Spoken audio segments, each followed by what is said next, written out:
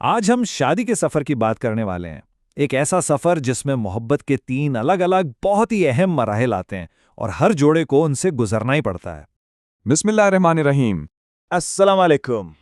अच्छा, कभी ये ख्याल आया है कि शादी का जो रिश्ता है वो वक्त के साथ साथ कैसे बदलता है? क्या ये मोहब्बत शुरू से आखिर तक एक ही जैसी रहती है या इसमें भी उतार चढ़ाव आते हैं? चलें, आज इसी दिलचस्प सवाल का जवाब ढूंढते हैं। तो देखिए, शादी को ना एक सफ़र की तरह समझें। इस सफ़र के 3 बहुत वाज़ेह हिस्से हैं।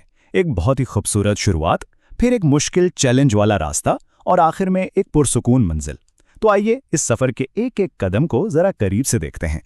तो सबसे पहला मरहला, इसे आप कह लें सुनहरी धूप वाली चरागाह। ये वो वक्त है जब रिश्ते में हर तरफ बस खुशी ही खुशी है, सब कुछ बेहतरीन है, जैसे हर तरफ फूल खिले हों।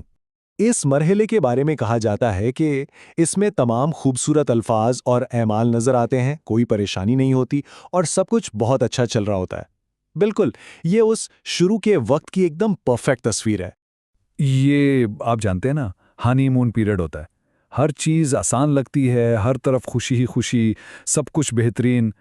लेकिन एक बात याद रखने वाली है, ये मंजिल नहीं है, ये तो बस सफ़र की शुरुआत है। असल आजमाइश तो अभी आगे आनी है। और फिर आता है दूसरा मरहला, तूफानी रास्ता। दरअसल यही रिश्ते का असल इम्तिहान है, इसकी ग्रोथ का टेस्ट। और सच पूछें तो अक्सर यही वो हिस्सा है जो शादीशुदा जिंदगी में सबसे ज्यादा मुश्किल लगता है। यहाँ आके ना पहले और दूसरे मरहले का फर्क एकदम साफ नजर आने लगता है। देखें, पहले जहाँ सिर्फ खूबियां ही खूबियां थीं, अब एक दूसरे की कमजोरियां भी नजर आने लगती हैं। जहाँ पहले सुकून था, अब छोटी छोटी बातों पर तकरार शुरू हो जाती है।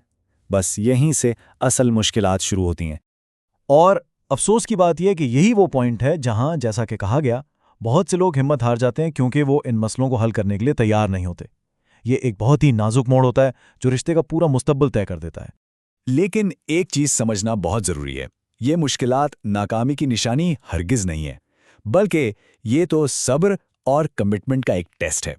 अगर इस टेस्ट को समझदारी से पास कर लिया जाए ना, तो फिर रिश्ते की बुनियादें इतनी मजबूत हो जाती हैं कि उन्हें कोई हिला नहीं सकता। और फिर वो लोग जो इस तूफान का सामना कर लेते हैं वो पहुंचते हैं तीसरे मरहले पर, यानी पुरअमन बंदरगाह।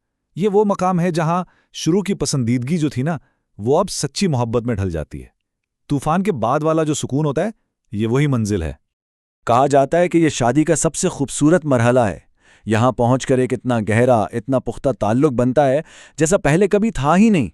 और ये दरअसल दूसरे मरहले की सारी मुश्किलात पर सब्र करने का ही तो इनाम है। तो सवाल यह है कि ये हकीकी मोहब्बत आखिर है क्या चीज़? ये सिर्फ कोई फीलिंग नहीं है, बल्कि ये अमल का नाम है। इसमें सीखा जाता है कि मसले कैसे हल करने हैं, बगैर चीखे चिल्लाए बात कैसे करनी है, एक दूसरे को वाकई समझना क्या होता है और एक दूसरे से अच्छा सलूक कैसे करना है। तो असल में हकीकी मोहब्बत एक मैच्योर कनेक्शन है। ये बाहमी समझबूझ पर बनता है, सुकून से मसले हल करने पर और एक दूसरे के साथ इज्जत और मेहरबानी से पेश आने पर। ये जो पहले मरहले का जोश होता है ना, ये इससे बहुत ज़्यादा गहरी और देर तक चलने वाली चीज़ है। तो आखिर में हमें सबसे क्या सीखते हैं? यही कि शादी ये एक जिंदगी भर का सफ़र है और इसकी असल खूबसूरती मंजिल में नहीं, बल्कि इस सफ़र के हर कदम में, हर मरहले में छुपी ताकत को पहचानने में है।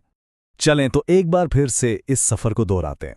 पहला मरहला, एक बहुत ही खूबसूरत और हम आहंग शुरुआत। दूसरा मरहला, एक ज़रूरी इम्तिहान जहां खामियों का सामना करना पड़ता है। और तीसरा मरहला, सब्र का फल, यानी गहरी सच्ची मोहब्बत और समझबूझ। और आखिर में एक सवाल, जरा सोचिएगा इस पर कि वो कौन सी ताकतें और खूबियां हैं जो हमें मंजिल पर नहीं मिलती बल्कि रास्ते में बनती हैं। शायद इस सफ़र की असल खूबसूरती मंजिल है ही नहीं, बल्कि खुद ये रास्ता है।